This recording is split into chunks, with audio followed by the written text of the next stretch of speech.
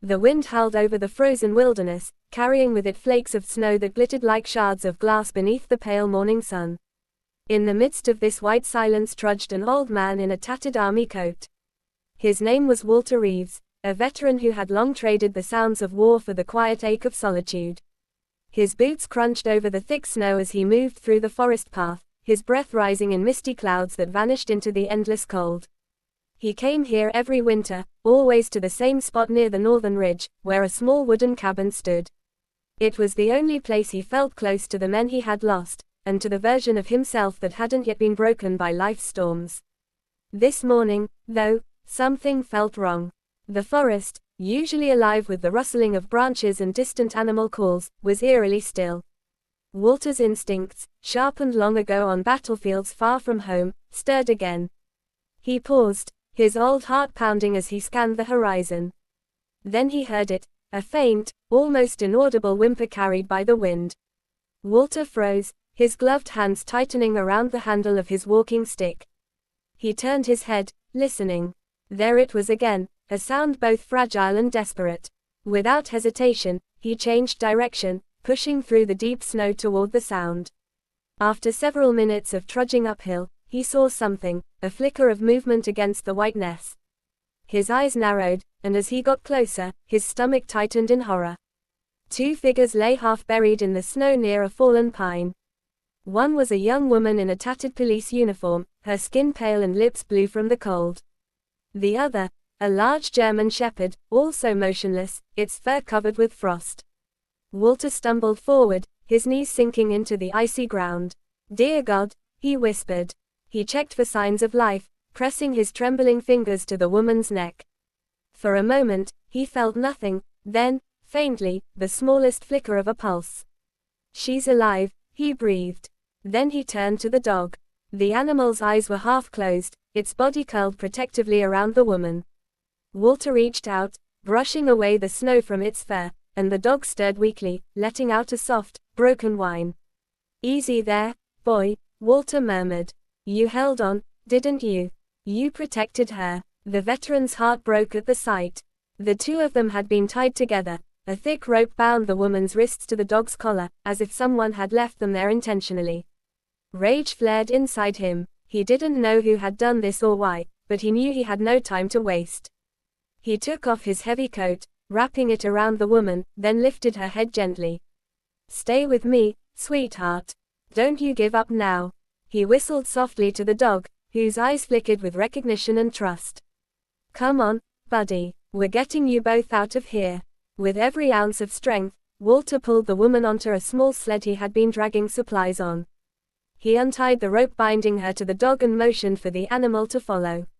Limping and shivering, the German shepherd pushed itself up and trotted beside him. The trek back to his cabin felt endless. The wind picked up, slicing through his old bones like knives, but he pressed on. He could feel the woman's faint breath against his arm, shallow, fragile, but still there. When he finally reached his cabin, Walter shoved the door open and brought them both inside. He laid the woman on the old couch near the fireplace and quickly fed the flames until the room glowed with warmth. The dog collapsed near her feet, its body shaking uncontrollably. Walter rubbed the woman's frozen hands, whispering softly, "You're safe now. You hear me? You made it." He boiled water on the old stove, found a wool blanket, and wrapped both the woman and the dog tightly. Bit by bit, color began to return to her face. Her lips trembled as she struggled to open her eyes. Where am I?" she whispered weakly. "You're safe," Walter replied. "You were out there in the snow. I found you and your partner here."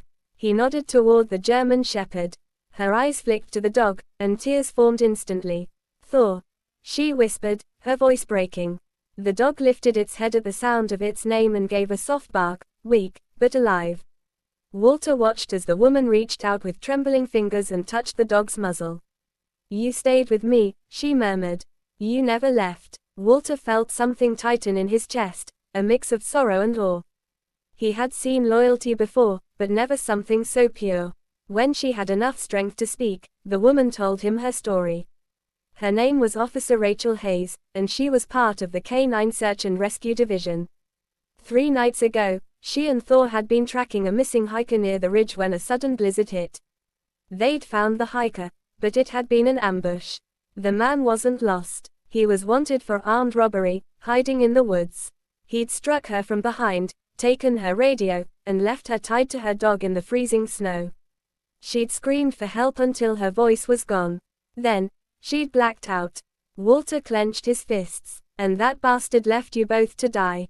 Rachel nodded weakly. Thor. He kept me warm. He pressed himself against me through the night. I think he saved my life. Walter swallowed hard, staring at the brave animal lying near the fire. He's a hero, that one. As hours passed, Walter cared for them both like they were his own. He melted snow for water, made soup, and wrapped Thor in a blanket beside Rachel.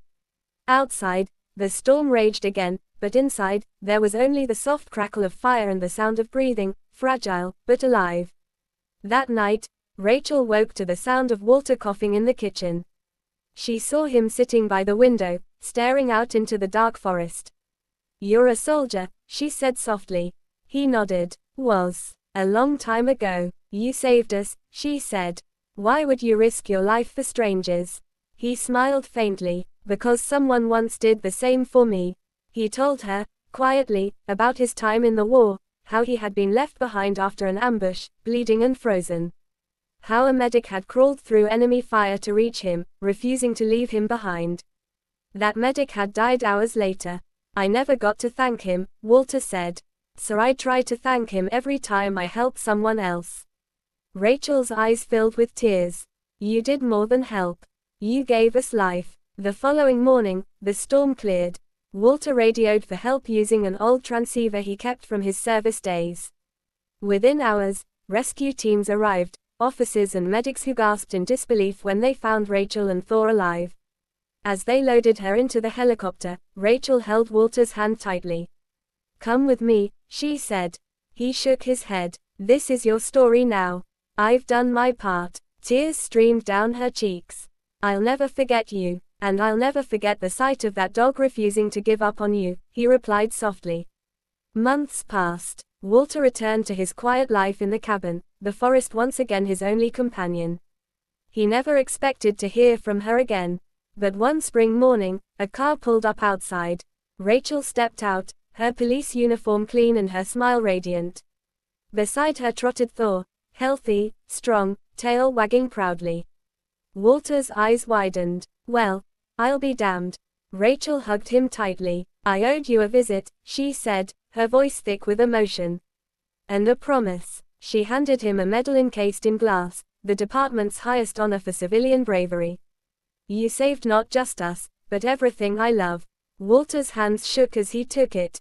I don't need medals, he said softly. I know, she replied. But Thor insisted. At that, the dog barked, loud, joyful, alive. Walter laughed, tears glimmering in his eyes.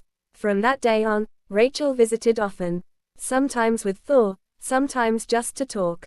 In time, the cabin no longer felt empty. The veteran, the officer, and the dog became a family, bound not by blood, but by the memory of a night when love, loyalty, and courage defied death itself. And whenever snow fell again over the ridge, Walter would look out the window, watching it dance across the trees, and whisper to the wind, no one's ever truly alone, not while love still remembers. In the silent white world beyond the glass, the forest seemed to answer him, a place once filled with loss now echoing softly with life, hope, and the warmth of second chances.